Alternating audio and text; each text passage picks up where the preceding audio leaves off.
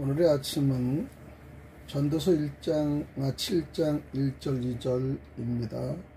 좋은 이름이 좋은 기름보다 낫고 죽는 날이 출생하는 날보다 나으며 소상집에 가는 것이 잔치집에 가는 것보다 나으니 모든 사람의 끝이 이와 같이 됨이라. 산자는 이것을 그의 마음에 둘지어다. 훌륭한 미덕을 지녔다는 명예가 이 세상의 모든 부나 쾌락보다도 더 귀하고 바람직하다는 게 1절의 말씀입니다. 아름다운 이름이 보배로운 기름보다 낫고, 보배로운 기름이란 땅의 모든 이익들, 땅의 소산들 중에서 기름이 가장 값비싼 것 중에 하나로 취급된 것이 보배로운 기름입니다. 모든 감각적인 즐거움으로, 그리고 가장 영예로운 호칭들 가지고 나타내는 말을 사용하고 있는데, 좋은 이름이 많은 채물보다 낫다는 잠언서 22장 1절의 말씀은 그리스도께서 마리아의 기름부음에 대하여 그 대가로 그녀에게 아름다운 이름, 곧 복음서에 기록되는 이름을 주셨습니다. 영적인 푸름의 마태복음 26장 13절의 말씀이죠. 두 번째는, 만약 우리가 그렇게 아름다운 이름을 가지기에 합당한 삶을 살았다면 죽는 날은 우리의 근심, 걱정, 슬픔에 종지부를 찍게 해줄 것이 아니겠습니까? 우리를 안식과 즐거움과 영원한 만족으로 옮겨주는 죽는 날에 출생하는 날보다 낫다는 말입니다. 소상집에 가는 것이 잔치집에 가는 것보다 우리에게 더 유익하지 않습니까? 우리는 잔치집에 하나님께 영광을 돌리고 선을 행하며 좋은 것을 얻을 수가 있죠. 그러나 우리가 얼마나 쉽게 허영과 보잘것없는 일에 빠지며 교만한 마음과 안심하는 마음을 갖기 쉬우며 육신에 탐닉하기 쉬운가를 고려해 볼 때 우리는 거창한 장례식을 구경하기 위해서가 아니라 그 슬픔을 함께 나누기 위하여 조상집에 가는 편이 우리에게 더 유익하다는 것이죠.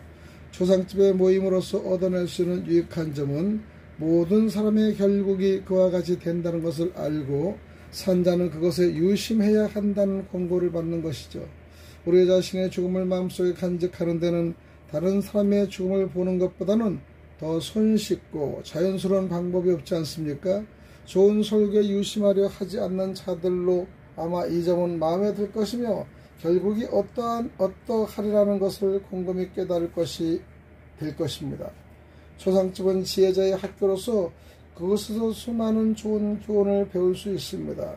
그 마음에 향락하는 집에 가는 것은 우매자의 특성이죠.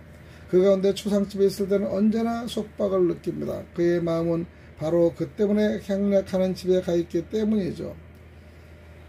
또 한 온수의 향락은 한 파운드의 슬픔과 맞먹는다는 속담이 있습니다. 그러나 전도자는 우리에게 그 반대의 교훈을 가르쳐 줍니다. 슬픔이 웃음보다 나음은 얼굴에 나타나는 근심이 마음을 좋게 만드는 경우가 자주 있기 때문입니다. 지혜자의 책망으로 우리의 타락을 억제하는 것이 우매자의 노래로서 즐거움을 얻는 것보다 훨씬 낫다는 5절의 말씀에 솥 밑에 가시나무에 타는 것으로 적절히 비유될 수 있습니다. 우매자의 웃음소리를 사람이 그렇게도 끔찍하게 사랑할 수 있다는 것은 얼마나 어처구니 없는 일이 아니겠습니까? 그래서 우리는 나그네와 행인 같은 인생에 대해서 잠언서에 대해서 말씀을 드린 겁니다. 우리 사회가요, 고령 사회 저출산 현상이 극대화됨에 따라 근래에서는 결혼식이나 돌잔치에 초대를 받는 날보다 입원한 환자를 찾아 병문안을 가거나 소상집에 가는 날이 훨씬 많아진 건 사실입니다. 저 또한 지난 작년에 11월 달에 온종일 우리 인간이 사망의 음침한 골짜기에 살아가는 나그네 인생임을 실감나는 하루가 있었습니다. 친척이 돌아가셨다는 기별을 듣고 가족들과 함께 포천의 장례식에 가서 조문한 후 동두층에 사는 이 지인과 함께 위안 말기로 의독하다가 하기에 집으로 찾아가서 치유를 위해 하나님께 기도를 드린 적이 있습니다. 돌아오는 길에 지인 목사님 모친에 돌아가셨다기에 나온 김에 피곤하지만 문상을 가야겠다고 마음먹고 별내에 있는 장례식장에 가서 주문을 한 후 집에 들어서 저녁 늦은 시간이지만 재활치료병원에 뇌졸중으로 판심불구가 되어 있는 입원 중인 장로님을 안부를 했습니다. 그날은 온종일 인간이 나그네 인생임을 실감하면서 분주하게 살았던 하루가 기억납니다. 나 자신도 언제 하나님이 부르실지 모른다는 생각을 할 수가 있습니다. 늘상 아프고 힘들었기 때문이죠. 부끄러운 삶을 살아온 우리가 하나님 앞에 어떻게 갈 수 있을까 하는 두렵고 떨리는 생각도 있지 않습니까? 그래서 솔로몬은 초상집에 가는 것이 잔치집에 가는 것보다 나으리니 모든 사람의 결국이 이와 같이 됨이라 산자가 이렇게 유심하리라고 전도서 7장 2절에 고백합니다. 어느 날 공원 관리 책임자가 날이 저물어 공원 문을 닫기 전에 순찰을 하던 중 벤치에 앉아있는 한 사람을 보고 당신 누구요? 라고 물으니 내가 누군지 알았더라면 나는 이 자리에 지금까지 앉아있지 않았을 것이오 라고 말했다고 합니다. 그가 바로 유명한 철학자 쇼펜하우더입니다. 베드로 사도는 나그네와 행인 같은 인생 베드로전서 2장 11절이라고 고백하며 또 히브리 기자는 외국인과 나그네 히브리서 11장 13절이라고 고백합니다.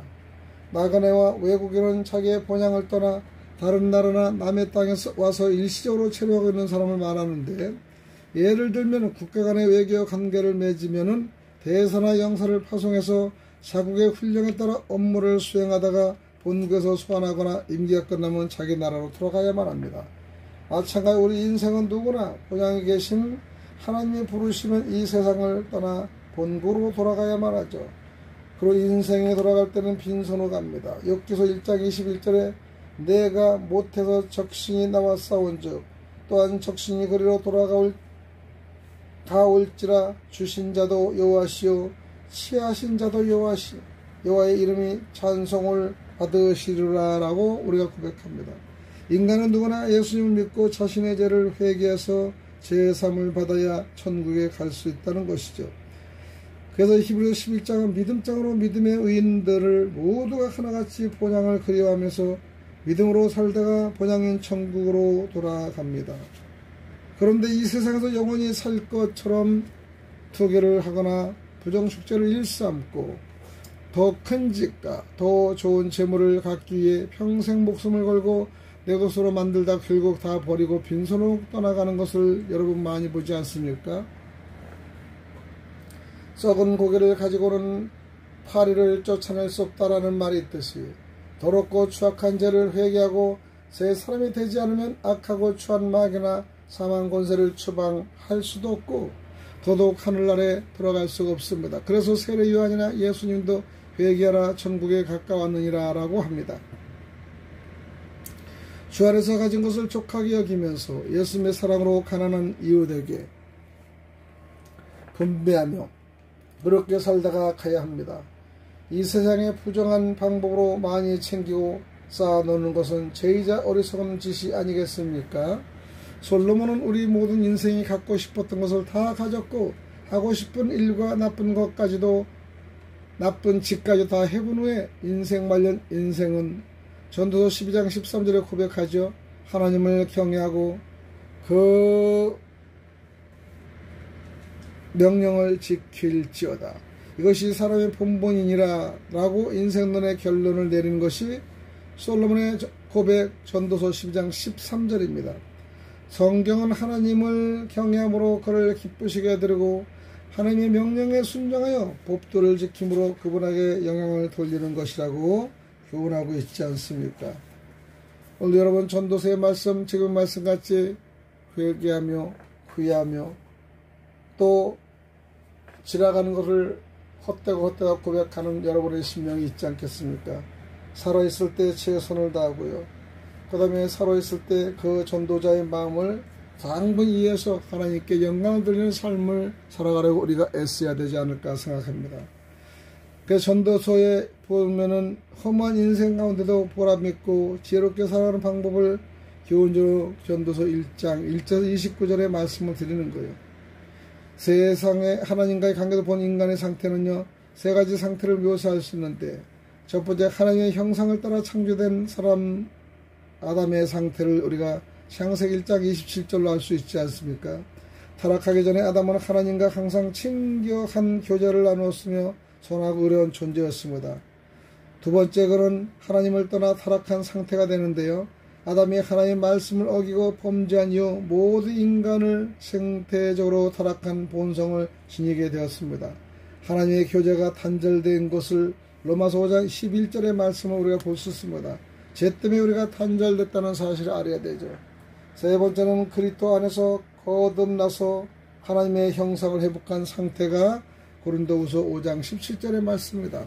오늘 산들지지 말고 독도 주님과 함께 더 교제하며 영적으로 살아가는 저와 여러분 되시기를 간절히 축원드립니다. 기도드립니다. 하나님, 오늘도 감사합니다. 믿음의 어떤 소망을 주시고 성령과 성령 충만으로 인자하여 주님과 늘 기쁘고 아름다운 교제를 통해서 헛된 삶을 주여 회개할 수 있는 시간보다 감사와 기쁨의 생각을 가질 수 있도록 오늘 이날이 되게 하여 주시옵소서. 오늘 하루도 주님께 의탁함을 맡깁니다. 인도하여 주시기 원하며 그리스도 대신 예수님 이름 받들어 간절히 기도드리옵나이다. 아멘.